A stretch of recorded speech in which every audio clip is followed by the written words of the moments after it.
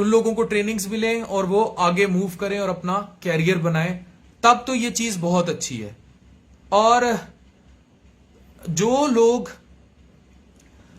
को ट्रेनिंग्स नहीं मिलती, जो अब सिस्टम के हालात हैं, तो इनमें एफसीपीएस करके आगे ग्रो करने में रुकावटें हैं, एमडीएमएस करके आगे ग्रो करने में रुकावटें हैं। इन सूरत हाल में doctor banana is a terrible job. लेकिन स्टिल पब्लिक सेक्टर से अगर आप निकलते हैं और फिर आगे सब चीजें स्मूथली हो जाती हैं तो ये घाटे का सौदा नहीं है। Coming to the China Russia factor, ये पहले भी एक इडियोसिटी थी, ये बेवकूफी थी, ये एजेंट्स का, दलालों का, जो ये काम करते थे, लोगों की बहू बेटियां उठा के अखबारों के इश्तिहार के जरिए चाइना रशिया भेजते थे। ये धंधा था, धंधा है पर गंदा है। इसी ने बहुत ज्यादा निजाम का बेड़ा गर्क किया है। मैं तमाम एफएमजीज की रिस्पेक्ट करता हूं और जो फॉरेन मेडिकल ग्रेजुएट्स मुझे देख रहे हैं, they know I supported you in every tough situation of your life. लेकिन मैं कतई इस चीज को फेवर नहीं करता। अगर उस स्टेज पे आज आप खुद भी सोचें, अगर आपको कोई बेहतर रहनुमा मिल जाता और आप किसी और फील्ड में निकल जाते, आप बिजनेसमैन बन जाते, आप मोबाइल्स का कोई बिजनेस कर लेते, कोई कंप्यूटर बिजनेस कर लेते, आप अपनी जिंदगियों में मौजूदा जिंदगी से ज्यादा स्टेबल होते। जितना पैसा आपके माँ बाप ने लगा दिया और आपने चाइना रशिया के धक्के भी खाए, दियारे गैर भी काटा, मुश्किलात भी काटी, उसके बाद सिस्टम भी वेलकम नहीं कर रहा, तरह तरह के इम्तिहान है, तो you could have better choice बनिस्बत इसके कि जो रास्ता आपको एजेंटों ने दिखाया और फिर पूरी जिंदगी एक विशिशियस साइकिल में बर्बाद हो गई। ये फैक्टर बड़ा इंपॉर्टेंट है, ये बड़ा इंपॉर्टेंट फैक्टर है। तो इसलिए चाइना रशिया का रूट तो बिल्कुल क्रॉस है। जो वालदैन ये वीडियो देख रहे हैं, मैं हाथ जोड़ता हूं, अपने बच्चों को चाइना रशिया ना भेजें, ना भेजें, ना भेजें। ठीक, उन कॉलेजेस में भी ना भेजें जो जितनी मर्जी बड़ी एक्रीडेशन लेके बैठे हो। China Russia is never a good choice for your children to go and return to Pakistan. वो सफर करेंगे, वो धक्के खाएंगे। अब आ जाए प्राइवेट कॉलेजेस। प्राइवेट कॉलेजेस में सारे कॉलेजेस अच्छे हैं, रिकॉग्नाइज हैं, अब उनकी स्क्रूटिंग भी अच्छी है। लेकिन स्टिल अगर आपके पास पैसा है तो करोड़ रुपया लगाएं, अपने बच्चों को डॉक्टर बनाएं।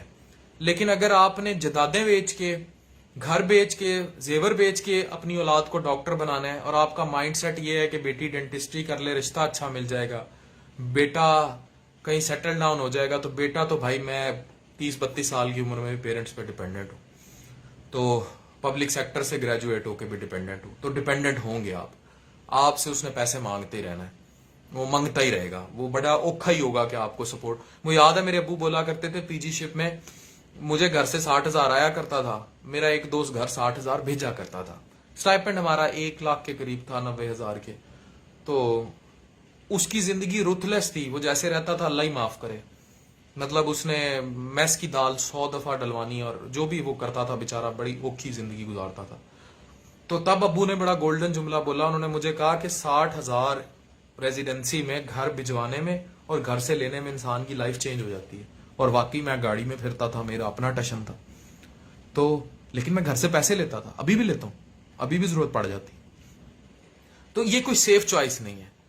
तो ये अब आप सोचें कि आपने कौन सी चॉइस लेनी है। अब आ जाए कि पोस्ट ग्रेजुएशन में यूएसएमएलई और प्लैब गुड चॉइस है। प्लैब अब यूकेएमएलई होने जा रहा है 2023 में, ये गुड चॉइस है। लेकिन अगर आपने अपना प्लान बी रखा हुआ है, आपने पार्ट 1 किया हुआ है और आप ट्रेनिंग कर रहे हैं, तो it's a very good choice और आप आगे थ्रू हैं। लेकिन अगर आपके पास कोई प्लान भी नहीं है तो ये रास्ता इंतहाई रिस्की है, स्पेशली यूएसएमएलई वाला रास्ता, ये आपको बिल्कुल बर्बाद कर देता है। करंटली देखा जाए तो एमडी एफसीपीएस वाला रास्ता भी सेफ नहीं है।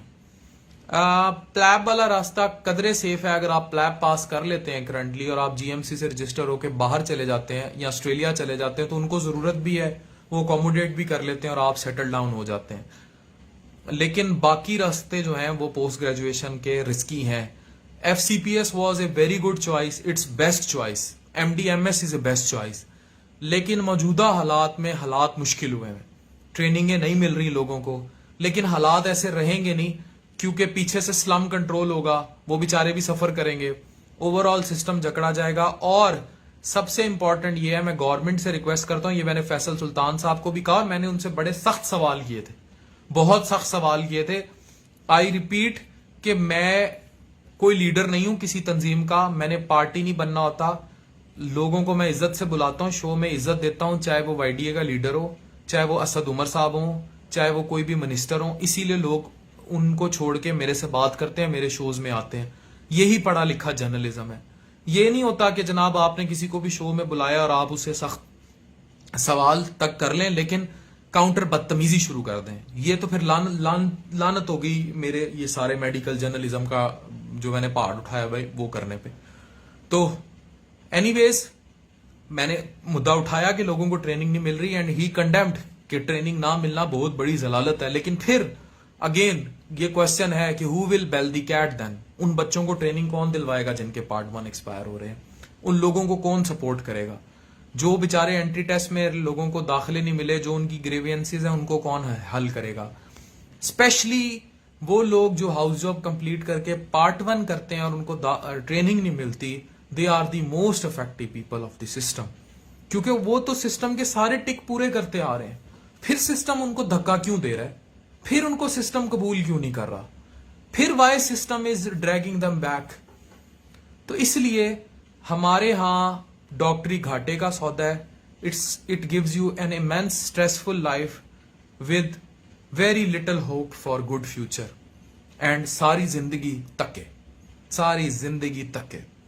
जुगाड़, अगर आप बहुत बड़े किस्म के जुगाड़ू हैं तो आपका जुगाड़ लग जाएगा, स्पेशली आप पाकिस्तान में तो आपका जुगाड़ू होना बहुत जरूरी है, तो आप सेटल हो जाएंगे।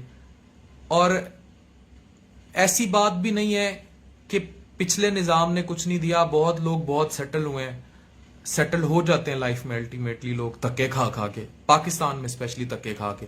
अमेरिका में तो ये यूएसएमएल हो गया तो फिर आप ट्रेन पे बैठ गए, कहानी खत्म। आप लैब में भी इसी तरह जब आपको सीसीटीज मिल जाए तो आप गो हेड हो जाते हैं। लेकिन पाकिस्तान में आप प्रोफेसर बन के भी लोहे के बेंच पे बैठे होते हैं और अंदर कोई सेक्रेटरी साहब होते हैं जो आपको कुत्ता बिल्ला भी नहीं समझते, ठीक है। कोई सेक्रेटरी तो खैर मैंने बड़ा लफ्ज बोल दिया, जो एसओ होता है ना, सेक्शन ऑफिसर सेक्रेटेरिएट का, मैंने प्रोफेसरों को लोहे के बेंचों पे ऊपर पखे चल रहे होते हैं और मैंने उस पे उनको ना लंबे लेटे देखा है। उतरते वो प्रोफेसर कोट पैंट टाई के साथ हैं, काली होंडा सिविक में उतरते हैं, लेकिन बेचारे वो एसओ के बेंच पे जाके ना वो लेटे होते हैं। तो ताकतवर प्रोफेसर होगा तो उसकी डायरेक्ट रसाई होती है, अदरवाइज वो किसी लोहे के बेंच पे लेटा होगा और मसला यही होगा कि यार मेरी डीजी खान इन्नी प्रैक्टिस थी, मैनू चुक के निश्तर सुट दिया, मेरी फलानी जगह इन्नी प्रैक्टिस थी, मैनू सुट के उत्थे तबादला कर देता है, तबादला वापस कराना आया। जलील हो रहे होते, तो जो उस लेवल पे जाके जलील हो रहे होते हैं, फिर हमारी तो कहानी और है ना, हमारी तो क्लास ही और है। तो जलालत तो है इसमें, हर जगह जलालत है कि ultimately if you ask me, current situation में डॉक्टरी घाटे का सौदा है। बहुत सोच समझ के इस पेशे में आए और इन सारी बातों को मद्देनजर रख के इस पेशे